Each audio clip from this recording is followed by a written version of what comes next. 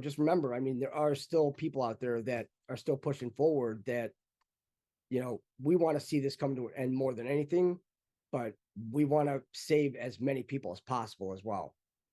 Because the more we know, and now we're starting to realize that with everything that's happening, all these woke corporations and everything, it's like they're slitting their own throats.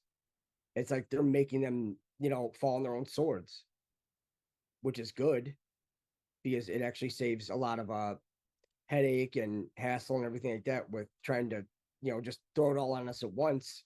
You can't do that because as we learned through the Twitter files, you have to methodically slow drip this out so that we comprehend every portion of what's happening. If you just give it everything at once like a fire hose, you're going to lose 3/4 of the people, maybe more.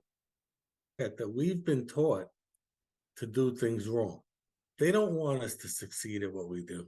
It's the same thing in the market where they tell you stay in the market long term, don't take loss. All the things that they tell you to do is the opposite of what the people that do really well do. So, and that goes for all aspects of our lives, that they're not teaching us to move forward and learn more and gain knowledge and learn how to think properly. They're teaching us the opposite so that we stay dumb and we stay in the same position that we're in, and we don't get, we don't, increase our financial capability. All of it is designed to keep us in the cage.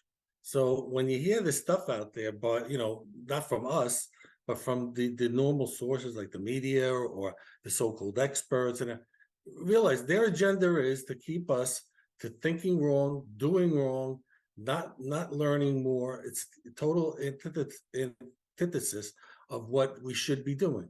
So we always want to bear that in mind when we're listening to anybody, even the truth or anybody else. That the cabal's agenda is to keep them dumb, poor, and not organized.